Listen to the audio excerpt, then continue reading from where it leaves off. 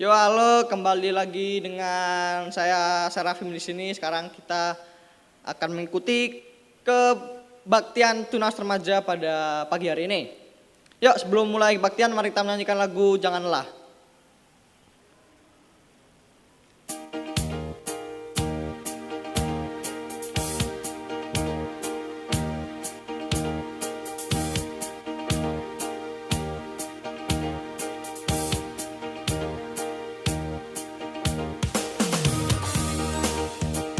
Bekerja di ladangnya Tuhan, Roh Kudus yang beri kekuatan, yang mengajar dan menopang.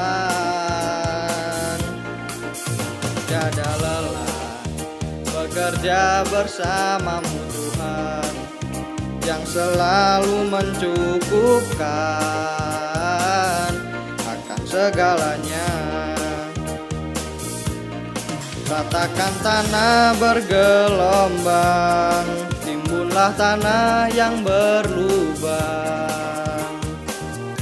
menjadi siap dibangun di atas dasar iman. Ratakan tanah bergelombang, timbunlah tanah yang berlubang, menjadi siap dibangun di atas dasar iman.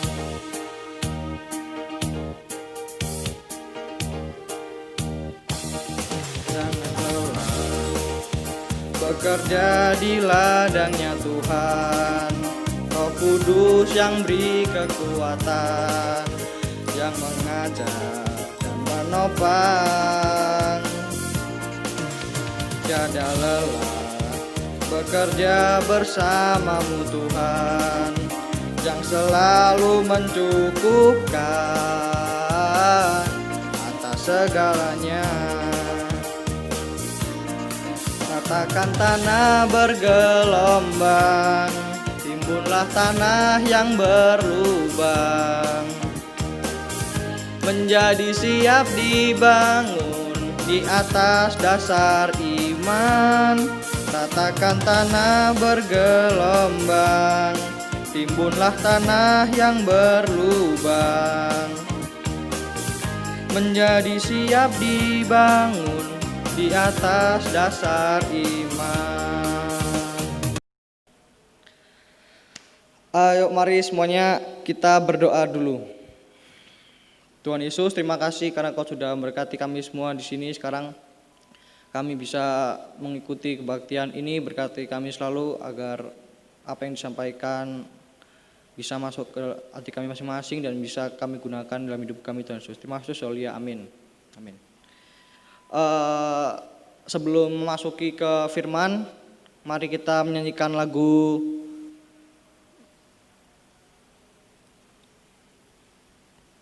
Bagaikan Bejana.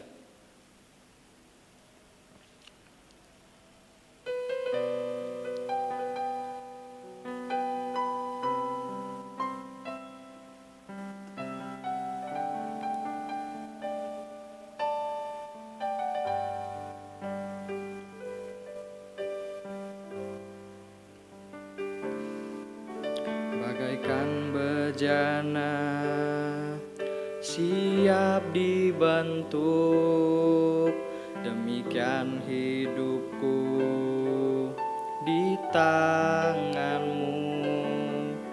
Dengan urapan kuasa rohmu, ku dibaharui selalu.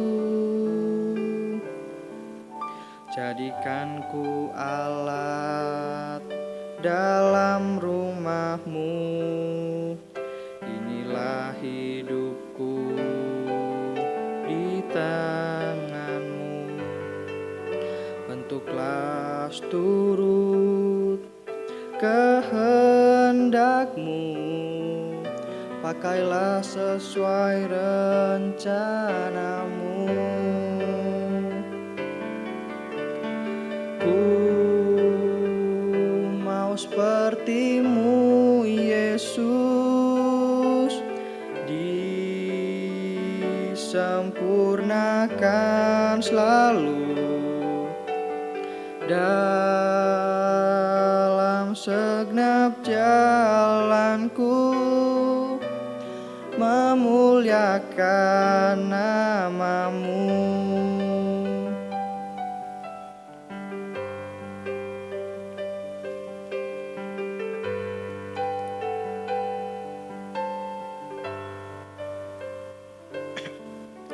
Bagaikan bejana siap dibentuk, demikian hidupku di tangan-Mu. Dengan urapan kuasa Roh-Mu, ku dibaharui selalu. Jadikanku alat dalam rumah-Mu, inilah hidupku di tangan-Mu. Bentuklah seturut kehendak-Mu, pakailah sesuai rencana-Mu. Ku mau seperti-Mu, Yesus, disempurnakan selalu dalam segenap jalanku, memuliakan nama-Mu. Ku mau seperti-Mu, Yesus, disempurnakan selalu dalam segenap jalanku, memuliakan nama-Mu. Memuliakan nama-Mu.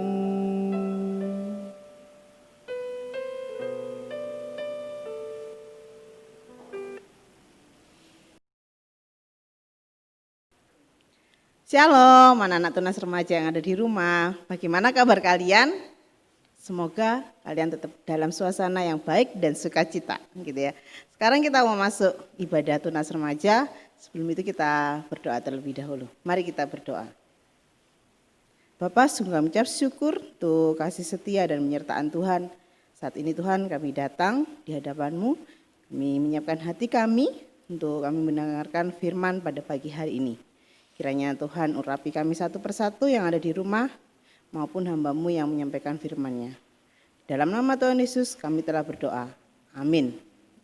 Untuk tema hari ini itu tentang I like to move it, gitu ya.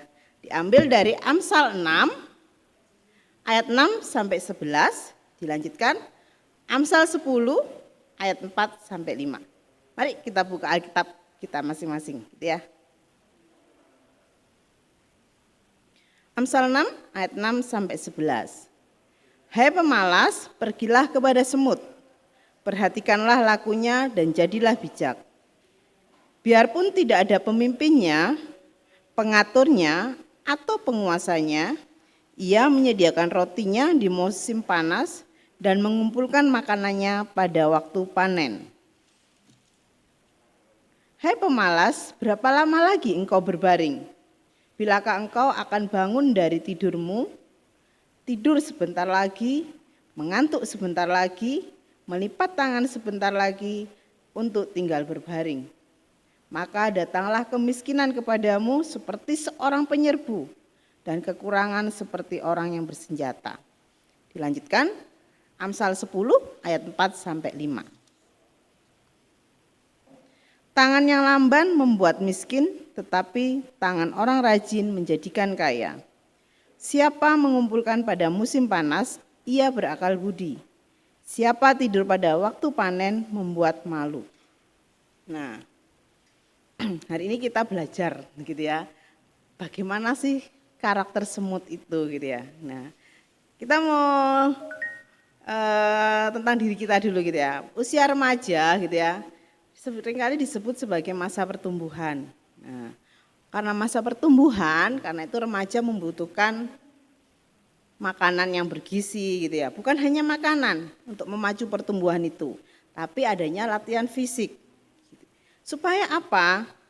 Supaya remaja identik itu pengen tambah tinggi gitu ya. Nah, dengan adanya latihan fisik dan makanan yang bergizi, itu memacu supaya remaja ini bisa tumbuh tinggi dan bisa mengembangkan otot-otot dan kekuatan tubuhnya. Nah,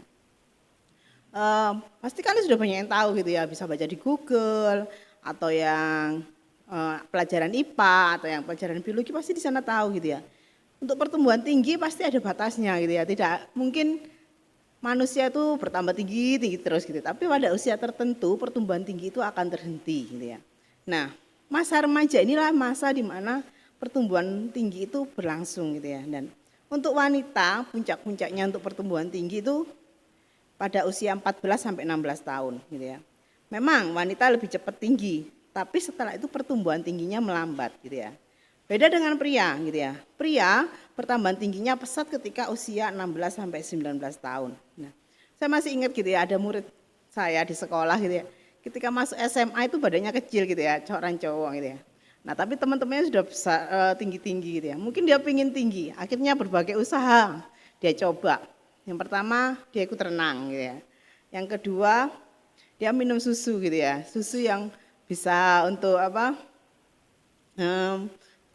Mensuplai untuk kebutuhannya gitu ya. Dan memang ada perubahan gitu ya. Jadi secara nampak itu seragamnya itu jadinya celana yang panjang itu jadi kelihatan matanya di pendek seperti itu ya. Celananya kelihatannya lebih pendek. Nah, seperti itu. Nah, pasti kita semua para remaja itu menginginkan seperti itu. Nah, tapi kalian juga harus tahu faktor-faktor apa saja yang mempengaruhi tinggi tubuh supaya kita bisa maksimal seperti apa yang kita inginkan. Tapi bukan hanya itu saja ya, ada faktor-faktor nanti yang mempengaruhi tinggi badan kita itu ya. Yang pertama adalah adanya lempeng epifis atau cakra epifis gitu ya. Pasti yang kelas 11 SMA yang jurusan biologi IPA pasti tahu itu cakra epifis itu apa gitu ya. Letaknya di ujung tulang gitu ya, ujung tulang. Nah, ini sel-sel ini kalau aktif membelah gitu ya, maka pertumbuhan tinggi kita akan cepatnya seperti itu.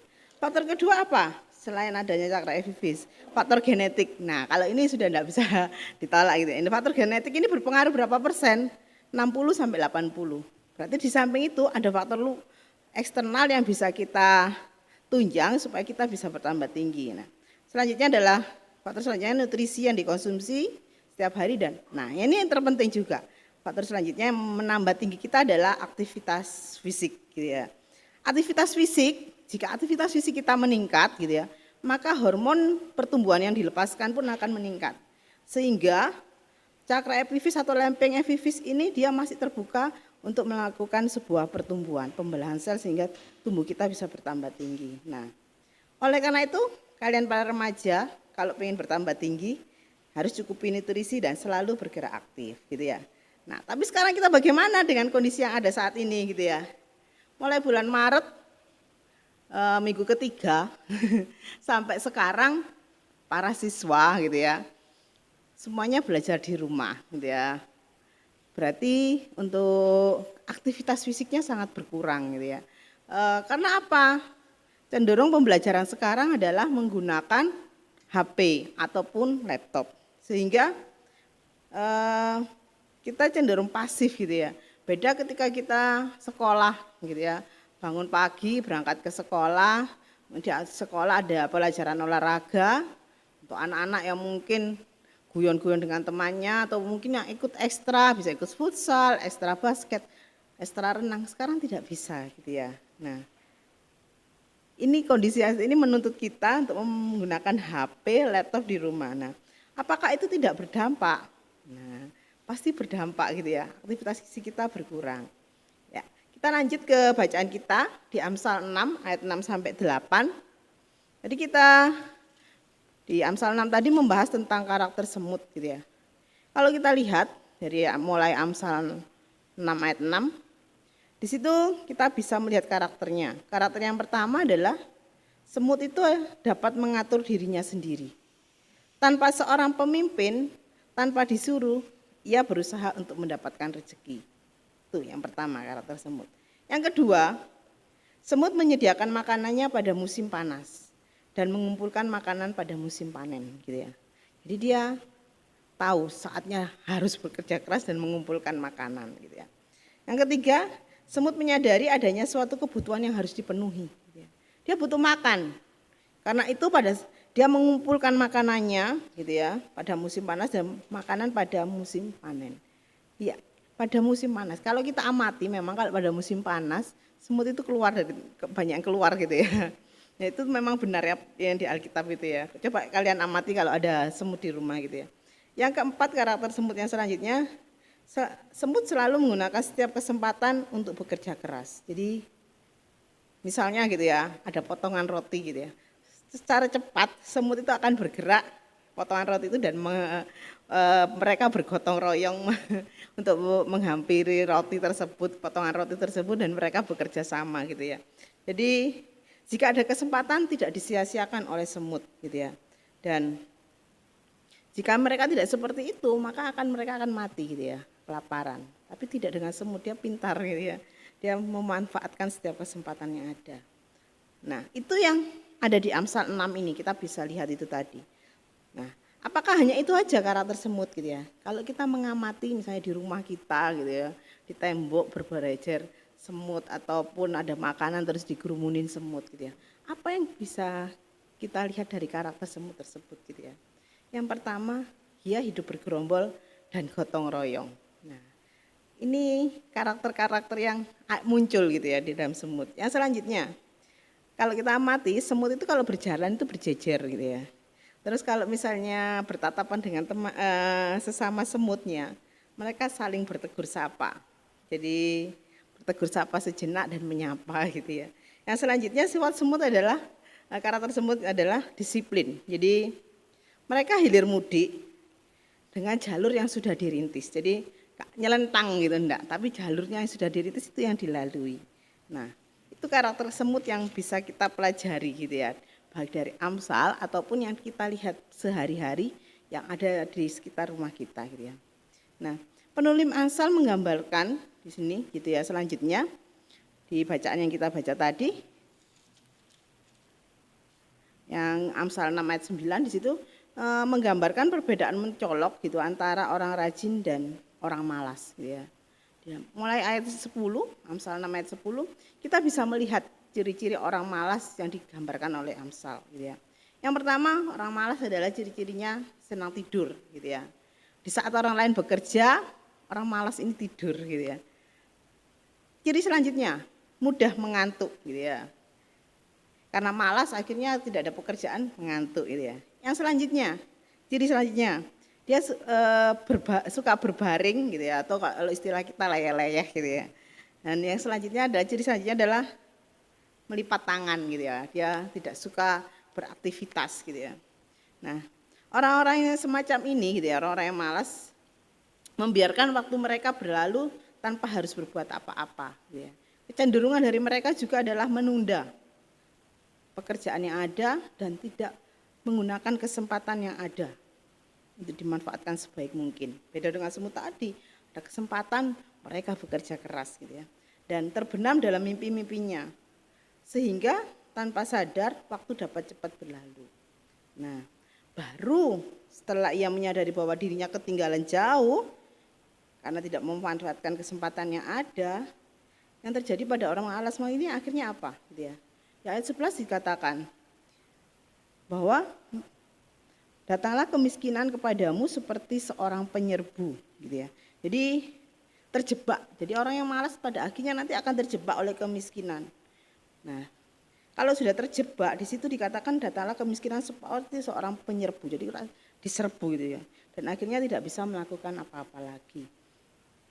Itu yang dijelaskan kitab Amsal tentang orang malas. Jadi ciri-cirinya dan akibat yang diperoleh gitu ya. Mereka akan terjebak di dalam kemiskinan. Nah, kita membaca lanjut di Amsal yang 10 ayat 4 mengatakan, tangan yang lamban membuat miskin, tetapi tangan yang rajin menjadikan kaya. Akhirnya pemalas hanya bisa iri dengan keberhasilan yang rajin gitu ya. Nah, rajin itu apa sih gitu ya? Rajin adalah tindakan melakukan tugas dan tanggung jawab gitu ya. Rajin adalah sifat manusia yang Allah berikan gitu ya. Berikan ke siapa? Manusia yang pertama itu Adam. Pada saat itu Adam jatuh dalam dosa, akhirnya sifat rajin itu diberikan Allah kepada manusia. Untuk apa gitu ya? Untuk mengolah tanah dan bumi sehingga bagian dari tanggung jawab sebagai manusia. Gitu ya. Jadi kita diberi Tuhan sifat rajin supaya kita dapat mengolah gitu ya. Supaya kita bisa bekerja gitu ya. Supaya kita memiliki kewajiban dan tanggung jawab untuk menghidupi diri kita. Nah, itu tujuan Allah. Nah, sekarang ciri-ciri orang rajin yang digambarkan Amsal bagaimana gitu ya. Kalau kita baca di ayat yang ke-10, jadi ya Amsal 10 ayat 4 sampai 5, ciri-ciri orang rajin yang digambarkan adalah bekerja keras untuk mencapai tujuan. Itu yang pertama. Yang kedua, memanfaatkan kemampuan mereka gitu ya. Sumber daya alam ya yang ada, baik yang dimiliki atau yang di sekitarnya itu dimanfaatkan untuk menjadikan sebuah keuntungan. Yang ciri yang selanjutnya orang rajin adalah bertanggung jawab menyelesaikan tugasnya. Jadi aku harus mengerjakan ini tanggung jawabku, aku harus mengerjakan sampai selesai. Nah, itu tanggung jawab. Maksudnya menyadari bahwa apa yang dilakukan untuk kebaikan bukan untuk masa kini saja, tapi berefek pada masa depan. Jadi rajin yang melakukan tanggung jawab yang sekarang ini bukan hanya untuk sekarang, tapi nanti berdampak untuk kedepannya. Nah, saat ini memang gitu ya, kondisi membuat kita suka memegang HP gitu ya. Karena harus belajar lewat HP gitu ya. Materinya disampaikan lewat HP. Tugasnya disampaikan lewat HP gitu ya. Terus lama kelamaan main game kelamaan lewat HP gitu ya, karena sudah terlanjur enak. Ya. Kondisi yang ada karena kita terlalu sering menggunakan HP, akhirnya membuat kita menjadi orang-orang yang mager gitu ya. Kalau istilah sekarang itu artinya itu males gerak gitu ya. Untuk melakukan aktivitas fisik itu akhirnya kita menjadi enggan. Nah, padahal kalau kita tadi awal-awal tadi, kalau kita ingin pertumbuhan di dalam tubuh kita gitu ya, kita ingin tambah tinggi, kita harus bergerak gitu ya. Nah, ada pepatah juga yang mengatakan bahwa dalam tubuh yang sehat terdapat jiwa yang kuat gitu ya. Tentunya kita ingin tubuh kita sehat. Jadi kalau ingin tubuh kita sehat bukan hanya sekedar makanan yang bergizi, tetapi di dalam tubuh kita supaya metabolisme di dalam tubuh ini lancar gitu ya. Supaya kita bisa berkeluar keringat gitu ya, dan metabolisme yang lain, maka kita perlu aktivitas fisik dalam kehidupan kita ini gitu ya. Jadi kita perlu menggerakkan badan gitu ya. Mungkin ada remaja pasti ada punya yang hobi yang macam-macam gitu, ada yang hobi futsal misalnya, ataupun yang saat ini ketika pandemi ini banyak sekali orang suka lagi bersepeda gitu ya. Jadi itu terus mungkin ada yang suka renang ataupun basket. Nah, meskipun basket nggak harus di mana ini sekolah, mungkin di rumah, di sekitar perumahan atau bisa dilakukan seperti itu ya. Dan ketika badan kita sehat dengan makan bergizi, dengan olahraga, akhirnya bukan hanya badan yang sehat gitu ya, tapi jiwa kita pun sehat. Jiwa sehat ditandai dengan apa? Kita punya semangat gitu ya. Kita bisa bersuka cita gitu ya. Dan pada akhirnya ketika fisik kita sehat, jiwa kita sehat, imun di dalam tubuh kita pun meningkat. Nah, pasti kalian semua di sini menginginkan hal seperti itu gitu ya. Sehat lahir dan batin kalau dikatakan, atau sehat jasmani dan rohani. Ketika kita sehat, apa yang terjadi? Kita akan bisa menjadi berkat dimanapun kita berada. Nah, ayo para anak-anak tunas remaja yang ada di rumah, meskipun kondisi memaksa kita untuk sering menggunakan HP, tapi janganlah lupa kita untuk selalu bergerak gitu ya, berolahraga supaya fisik kita sehat, jiwa kita sehat, dan kita menjadi berkat dimanapun kita berada. Selamat hari Minggu, Tuhan Yesus memberkati.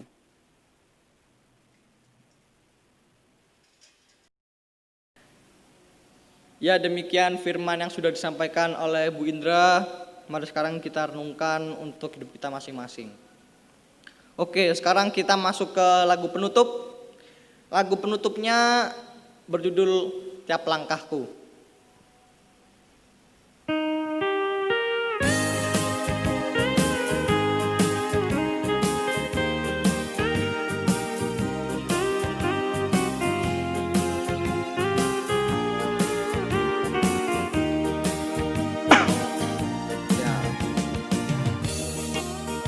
Diatur oleh Tuhan dan tangan kasih-Nya memimpinku di tengah badai dunia menakutkan. Hatiku tetap tenang teduh. Tiap langkahku, ku tahu yang Tuhan pimpin ke tempat tinggiku dihantarnya. Hingga sekali nanti aku tiba di rumah Bapa sorga yang bakal. Mari semuanya kita doa menutup kebaktian. Tuhan Yesus, terima kasih karena Kau sudah menyertai kami masing-masing dari tadi awal kami mengikuti kebaktian online ini. Tuhan Yesus, sekarang sertai kami semua agar bisa melakukan firman yang telah disampaikan dalam hidup kami masing-masing. Terima kasih, Soli, amin. Ya, sekian kebaktian Tunas Remaja kita pada pagi hari ini. Sehat selalu, stay safe, protokol. Bye-bye.